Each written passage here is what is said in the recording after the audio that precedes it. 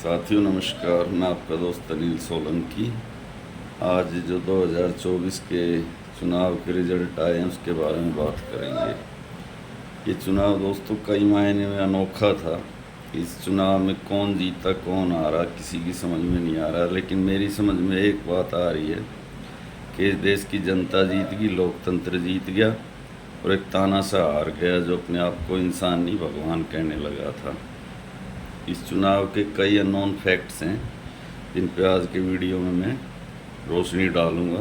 Video को ध्यान से देखना। सबसे पहली बात तो ये है कि 10 साल के शासनकाल में मोदी जी के समर्थकों ने ये कहना शुरू कर दिया था कि मोदी जी इंसान नहीं है बल्कि भगवान विष्णु के अवतार हैं। और जब लगातार कोई बात आदमी को कही जाए तो उसको खुद को भी ये यकीन हो जाता है। उन्होंने एक इंटरव्यू में खुद भी ये बात बोल दी कि मैं बायोलॉजिकल नहीं हूँ, यानी मैं औरत से पैदा नहीं हूँ, अपनी माँ से पैदा नहीं हूँ, मैं अवतार हूँ। तो अब जो 240 सीट आई है उस 240 सीट के बाद गठबंधन की राजनीति का जो कड़वा अनुभव है, जब वो चखने को मिलेगा तो अपने आप ही बायोलॉजिकल हो जाएंगे और भगवान से इंसान की योनि में वापस आ जाएंगे। आ चुके हैं। जैसे ही चुनाव का रिजल्ट आया उन्होंने मोदी की गारंटी, मोदी की सरकार कहना बंद कर दिया और एनडीए का नाम लेना शुरू कर दिया। पहले तो अपनी पार्टी का ही नाम नहीं लेते थे, बीजेपी का। हमेशा एक अकेला सब पे भारी छाती में हाथ मार के बात बोलते थे और बीजेपी की जगह मोदी शब्द का इस्तेमाल ज़्यादा करते थे। एक तो ये बात हुई। दूसरी बात ये हुई कि जिस अयोध्या का इतना ज़्यादा हाइप क्रिएट किया गया राम मंदिर का, यानी एक आस्था का विषय, उसको राजनीति का विषय बनाया गया। और वहाँ जिस ढंग से वहाँ के धार्मिक जो अपने सनातन धर्म का जो सबसे बड़ा पद होता है, शंकराचार्यों को ना बुला के और वह फिल्मी भांडों को बुलाया गया, धन पशुओं को, उद्योगपतियों को बुलाया गया, कंगना राणावत जैसे थर्ड क्लास फिल्म कलाकारों को बुलाया गया। उसके बाद में अयोध्या में इतनी करारी हार, ऐसा करारा तमाचा भगवान राम ने इनके चेहरे पे मारा है कि बहुत दिन तक अपने गाल को सहलाते रहेंगे। और एक और अचंभे की बात हुई, जो अपने आप को विष्णु का अवतार और विश्व गुरु बताता था, यानी भारत का नहीं पूरी दुनिया का नेता, वो 1.5 लाख वोटों से जीता है भगवान भोले शंकर की नगरी में। ये ज़्यादा अपने आप को भगवान का नुमाइंदा कहते हैं ना कि राम भी हमारे हैं, भगवान शिव भी हमारे। उस शिव की नगरी में 5 लाख का अंतर घट के 1.5 लाख हो गया।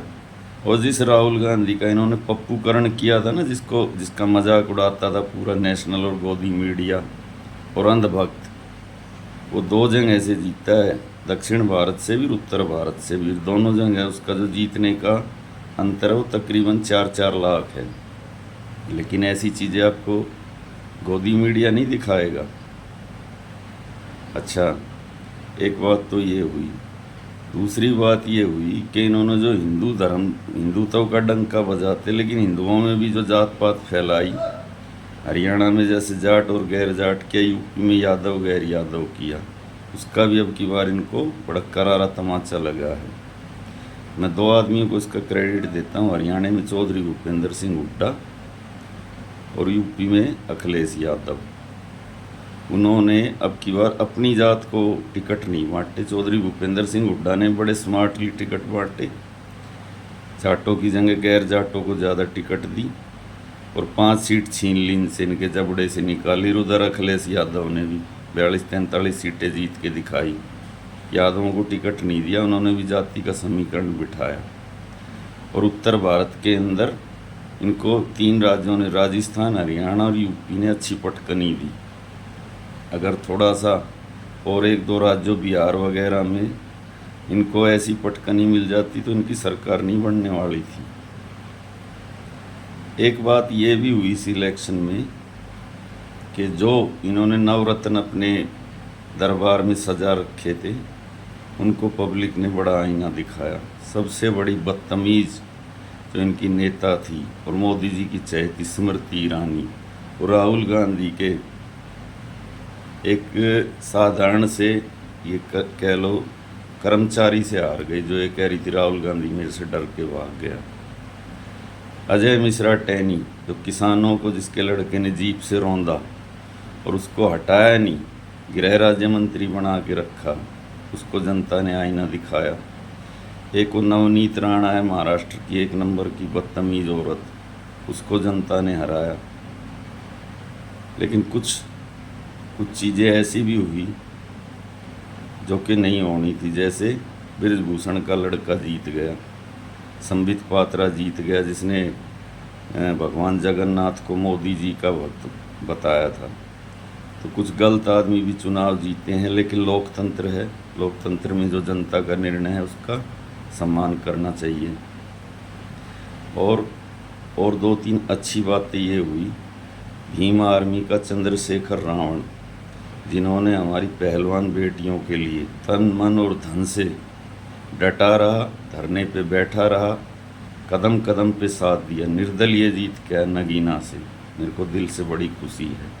एक हमारे हनुमान बेनीवाल नागौर सीट से निर्दलीय जीत के आए, और एक पप्पू यादव, ये 3 जो निर्दलीय जीत के आए, इनके जीतने की मेरे को बड़ी खुशी है।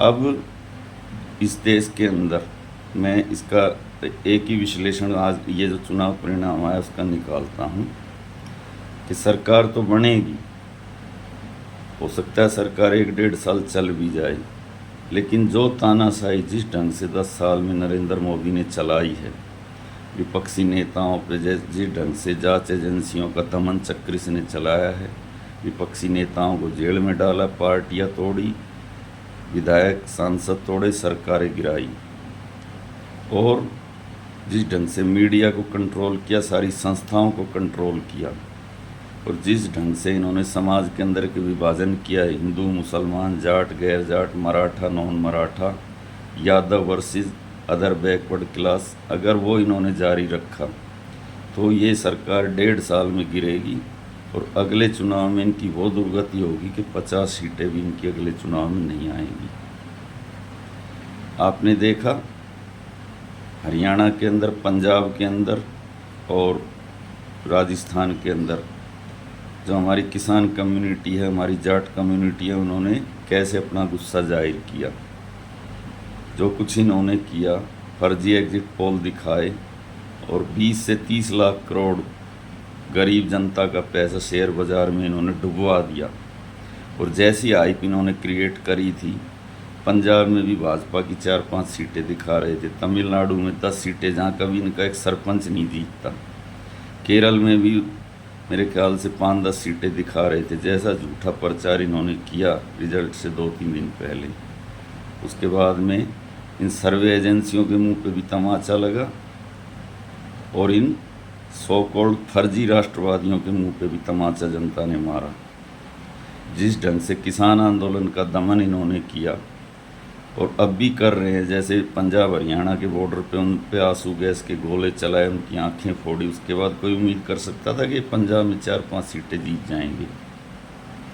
अभी आपने देखा अरविंद केजरीवाल के घर में एक झगड़ा हुआ स्वाति मालीवाल और उसके सेक्रेटरी के बीच में, किस ढंग से पुलिस एक्टिव हुई है, किस ढंग से उसके घर से कैमरे निकाल के ला रही है, कैमरे की रिकॉर्डिंग, और उस अरविंद केजरीवाल के सेक्रेटरी को लेके बम्बई में जांच करने जा रही है, जैसे कोई बहुत बड़ी घटना हो गई है एक मामूली झगड़े को। क्या इतने एक्टिव ये जब हुए थे, जब पहलवान बेटियों ने बृजभूषण की शिकायत की थी, क्या कभी पुलिस ने उसको बुलाया पूछताछ के लिए? क्या एक दिन के लिए वो जेल में गया? पूरी ताकत लगा दी उसको बचाने के लिए। और अभी केजरीवाल वाले केस में दिल्ली पुलिस इतनी एक्टिव हो गई। लेकिन कहते ना, भगवान के घर देर है अंधेर नहीं है। जो इन्होंने 10 साल जनता के साथ जाति की इस देश के लोकतंत्र को रौंदा है, इस देश की जनता ने इनको बहुत अच्छा आईना दिखाया है। अब सरकार बना के खुश हो लो। अब ये छाती में हाथ मार के मोदी सरकार नहीं कह सकते, अपने आप को भगवान भी नहीं कह सकते। अब इनको गठबंधन की राजनीति की कड़वी हकीकतों का पता चलेगा, और देखना 1-1.5 साल में सरकार की क्या दुर्गति होने वाली है। अच्छा दोस्तों, मैं आपका भाई अनिल सोलंकी आज के वीडियो को समाप्त करने की इजाज़त चाहता हूँ। वीडियो अच्छा लगा तो इसको अपने ग्रुप में शेयर करना, मेरे चैनल को लाइक करना, कमेंट करना। आपका दिन शुभ हो। मैं आपका भाई अनिल सोलंकी, दिल्ली से। धन्यवाद भाइयों।